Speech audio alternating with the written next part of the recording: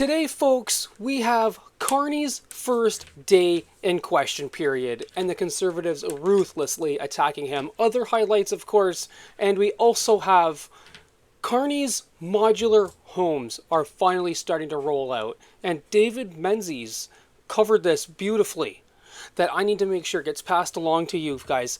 Let's get right into this, folks. We got some important stuff. Da, da, da. Da, da, da, da, da, da. Did it. So, good day, Canadians out there. My name is Parmesan, and I am the host of Niagara Due North, where we bring you some really important stuff out there. So you better click that subscribe button down below if you want to see the best takes of Canadian news. Now, yesterday was Carney's big first day, and we will dive into that together, folks. Andrew Scheer, I freaking loved Andrew Scheer. I wish he would have won back in 2019. I thought he attacked Justin Trudeau too much. That's what I thought the problem was there. Moving on. And he is now going after Mark Carney. And guess what? He goes after the exact thing that they should be going after him for, guys. Right away, first thing, why the hell did you drop the tariffs? Thank you very much, Mr. Speaker. I would like to welcome the Prime Minister to his first official question period. This is where democracy lives, and this is where we provide rigorous scrutiny on every word he says and every dollar he spends on behalf of Canadians. Now, let's talk about those words and dollars. During the election campaign, it was elbows up as he put retaliatory tariffs on the U.S. Then secretly, he dropped those tariffs to effectively zero. But he didn't stop there. He told Canadians that the government would collect $20 billion in revenue from those tariffs and use it to cost his platform.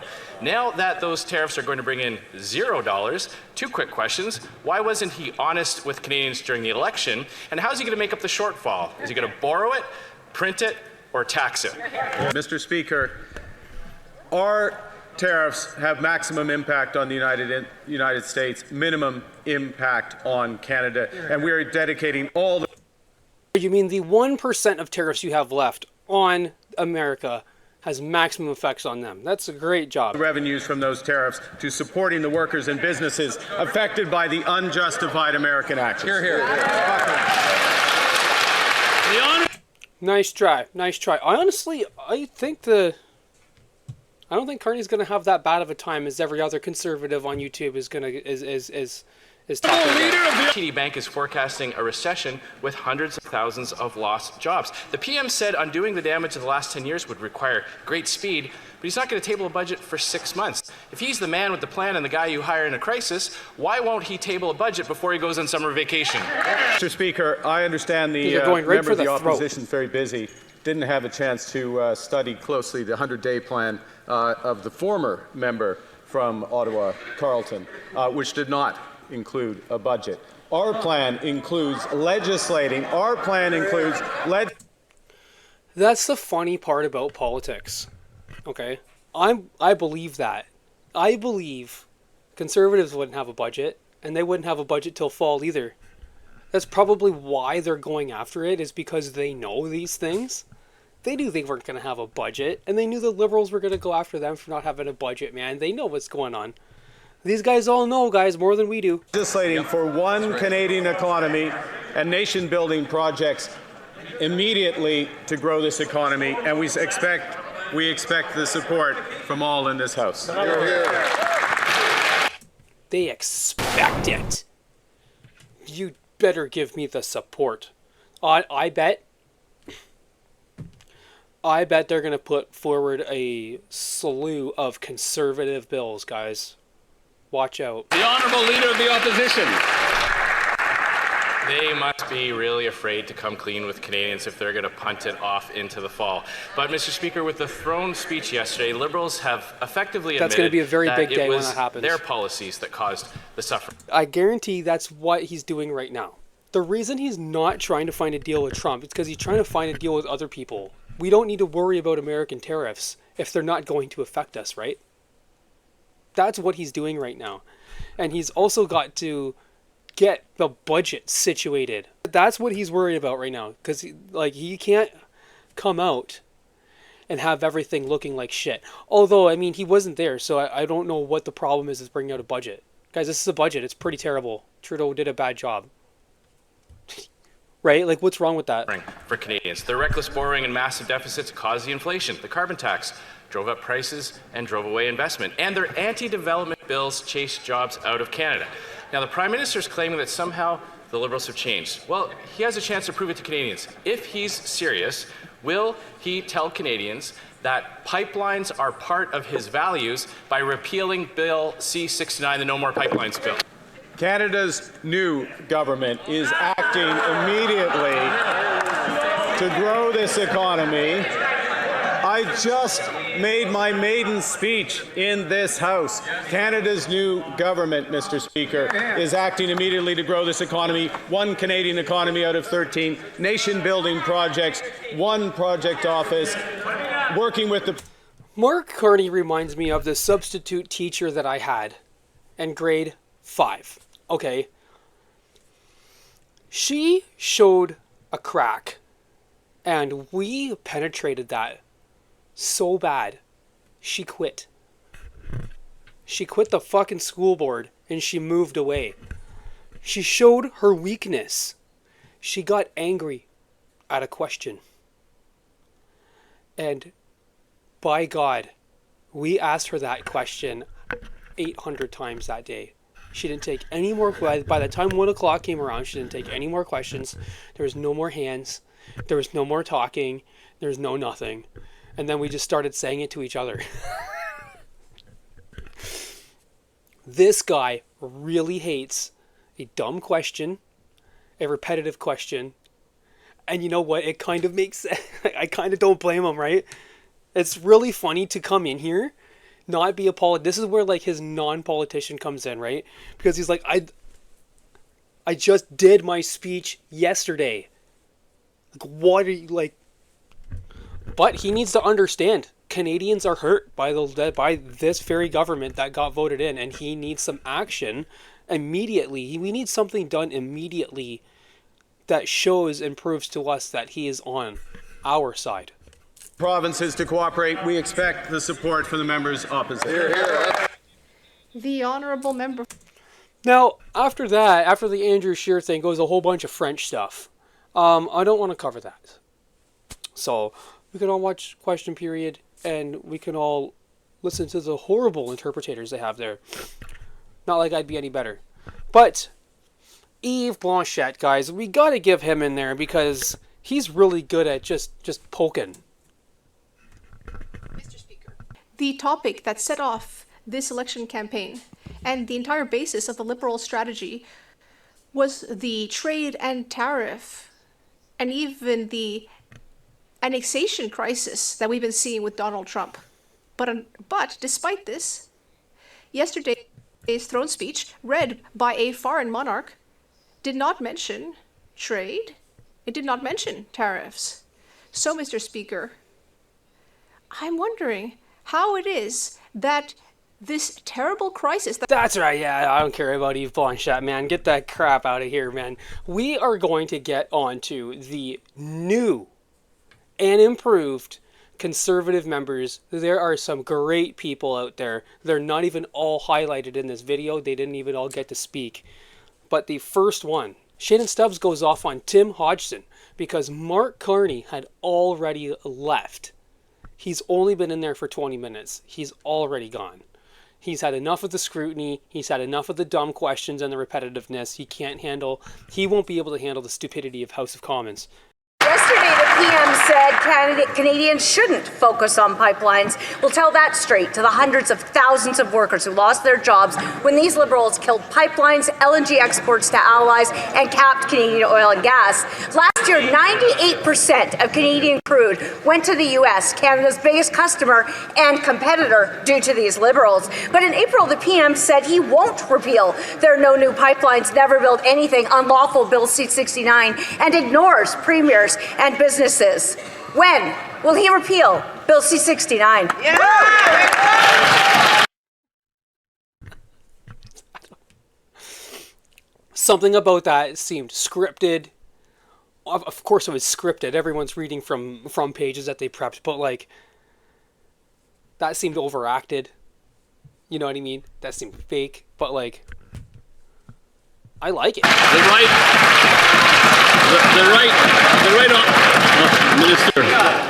Minister for Natural Resources. It's time to get many projects built here in Canada. We will cut red tape, fast-track projects, and approve them within 2 years.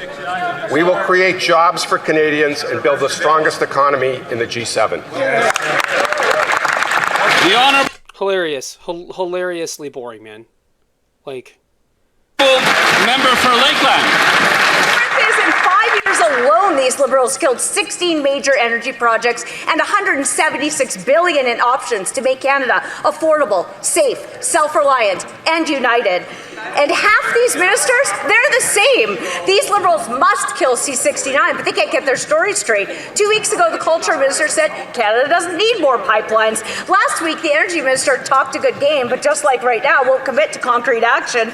How can Canadians believe anything they say? Will they repeal Bill C-69? Yes or no? Yeah! Very well spoken.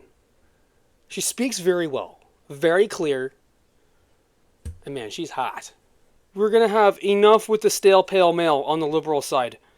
Okay? The Liberals they need to do something with their party. It is too stale, it is too pale, and it's too male. Guys, next we have God, I think his name's John Rowe. Ooh, I don't think that's what his name is. This is the guy, the Bruce Fane-Joy of the Conservative Party, and he won the Terra Nova riding in Newfoundland, folks. And screw Alberta, man. If I move somewhere, I'm gonna move to Newfoundland because this guy seems cool as hell. Member for Terra Nova, the Peninsula. Mr. Speaker, it's an honor to rise here representing the hard-working people of Newfoundland and Labrador for the very first time. Yes, I got his name right. Yeah, and good for that guy. He looks like such a normal guy. While my province of Newfoundland and Labrador has the highest unemployment rate in the country at nearly 10%, the industrial carbon tax is compromising our competitive edge and shifting our jobs abroad. Canada's energy, mining and forestry workers are pleading to have the industrial carbon tax removed. My question is, will this Prime Minister fully repeal the industrial carbon tax to create jobs at a time we need it the most? That's really cool, man. What a kick-ass accent that is, man. Go freaking Newfoundland. And that's another thing that the Conservatives are doing really good. They are showcasing people from all over Canada. Right? Shannon Stubbs, I think she was from Alberta. And next, folks, we have our very own, straight from YouTube, Andrew Lawton, guys. Give a W down in the comment section right now for Andrew Lawton. The honourable member for Elgin, because I don't have a chat. London South. Thank you, Mr. Speaker. The Liberals claim they want to make Canada an energy superpower, but they forget it's their record over the last decade that has decimated our energy sector and kept our resources in the ground. Their oil and gas production cap will kill tens of thousands of jobs and cost our economy $20 billion. Their industrial carbon tax will cost Canadian businesses and consumers and make Canada less affordable and less competitive. Their legislation, Bill C-69, is blocking energy infrastructure and making us more dependent on the United States. The solution is easy. Will the Prime Minister repeal Liberals' costly anti-energy laws?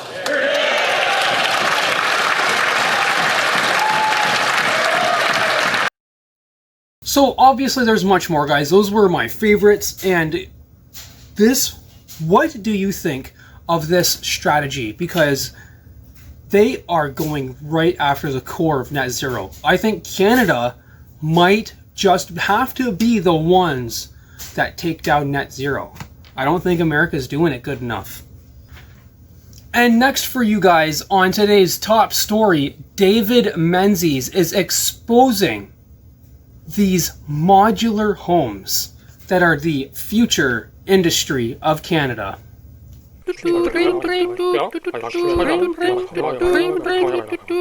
David Menzies for Rebel News here in North Toronto. And you know, folks, Toronto and so many other cities in our great Dominion, they're facing a housing crisis. This behind me is evidently part of the solution, at least here in Toronto. What you're looking at is 3 stories. Check out the stunning architecture of this new futuristic home style. Do you see the nice like indents that they have, and it's like symmetrical? That's awesome. Of modular units. These units will provide rent geared to income homes with supports for seniors and older adults exiting homelessness. Well, I guess it's better than living in a tent city, isn't it? Now, what the city is calling... No, obviously there's nothing wrong with that. But we're making an industry here. Industries don't like to die, right? Modular units, other people would call shipping containers or sea crates. In other words, these are the boxes you see on the railway cars, or you see them in ocean freighters going across the sea. And you got to wonder, is this what we're down to? Putting our older residents into little rectangular boxes to live out the rest of their lives? This is what you work 12 hours a day as a nurse for. It's jarring to me, especially last I checked, Canada was still part of the developed world. Well, folks, as we were filming our piece, along came Matt. He said he's a fan of Rebel News, and he told us he's in the building industry, and which is the de rigueur subject that we're covering right now. And Matt, what do you feel about this? Is this the future in Canada, that we're going to have sea crates, shipping containers, convert them into living quarters, and this is, I guess, the new version of the Canadian promise? Yeah, it's terrible, Look honestly, man. I'm seeing it more and more. There's a lot of even apartment buildings that they're saying that they're subsidizing them to cram immigrants, refugees in. So I've seen it a lot. There's a lot of people that are being subsidized to cram people in these units. And this is just like another... So subsidized, people are being paid by the government to put homeless people, old people, and refugees into hotels or apartment building spaces like that. There you guys have it right there. Terrible example, right? You know, that's how I feel. And you know, I can't help but notice the dichotomy. We're on Cummer Avenue. Here we have shipping containers. Beautiful homes. What would you say these homes are worth on the north side of Cummer? Probably $2 million, right? Wow. You know what? I wonder how they feel about shipping containers going across the street. I'd be honestly rattled if I had that right next to my, you That'll know, help property rates come down. Yes. It's insane. That's probably a strategy to help flatten the rates of homes, right? That'll probably help prevent the homes from getting larger. Hey, man, it's honestly insane. You know, Matt, when we were covering the Pierre Poilievre campaign, he was talking about making homes more affordable, and he gave what I thought was a very disturbing anecdote that typically it took 25 years for the average Canadian to pay off the average mortgage in Canada, but with certain housing markets, Toronto, Vancouver, it now takes the average Canadian 29 years to save up for the down payment. I'm 34 years old and I run a business. I'm self-employed, and just to even get a down payment for a house, like, it's insane. The amount of taxes you'd have to go through to pay everything, to do everything legally by the books, it's almost impossible. And I have pity for the guys that are younger than me who, like, you know, if I'm at this point. Yeah, I'm hopeless. If I want a house, it's a rental property for me. It's an investment property. There's no getting a house for me. The only way I can get a house is if something lucky happens on YouTube and I can go and just buy cash for a house. And what are the 20-year-olds going to be like? But then again, folks, the so-called modular homes, it's right on brand 100%, wouldn't you say, with Housing Minister Gregor Robertson's statement about not reducing housing prices. Yeah, this is the part of the video he ties everything together. It's cool. It's cool. This is the cool part. But having more affordable homes. And making sure we're building enough supply, and that the federal government is focused on affordable housing, delivering that. This is your affordable housing. We need to deliver this more is what supply, affordable housing is to the government. Market is stable. It's a huge part of our economy. We need to be delivering more affordable housing. Translation, million plus homes for the boomers and for the rich. Yep. Well, for the rest of us, I guess little shipping containers, right? And really... And then guess what happens to the boomers when they die? Guess what's going to happen to their home? It is also foreshadowing, I should think, that Privy Council report that came out last month. This is that Do you Privy remember Council report looking that ahead Pierre to was a Canada talking about? of 2040? That's less than 15 years away, in which the rich have either fled Canada or live in gated communities. As for the rest of us, we're reduced to illegally hunting and poaching just to get the bare necessities of life. And you know what, folks? It also brings to mind that chestnut from the World Economic Forum. You remember, you will own nothing and be happy. Well, I guess you're not necessarily going to own nothing. You might, if you're lucky, own a shipping container as a whole. I doubt you're even going to own a shipping container. You think 55 people are going to own that?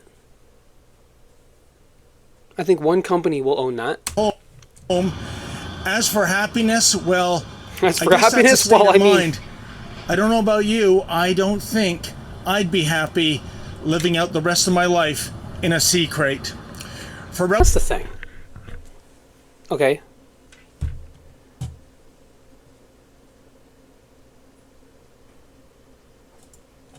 As for happiness, well, I guess that's a state of mind. And that is just the thing right there. Okay.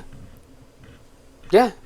If you don't want any responsibility, if you don't want to have to take your car to get an oil change, if you don't want to have to blow a tire on the side of the highway, or fix your furnace, fix your roof, have a garden, you know, have a yard for kids to play in, if you don't want none of that stuff, then you'd probably be very happy living in a tiny house, living in your fucking VR universe.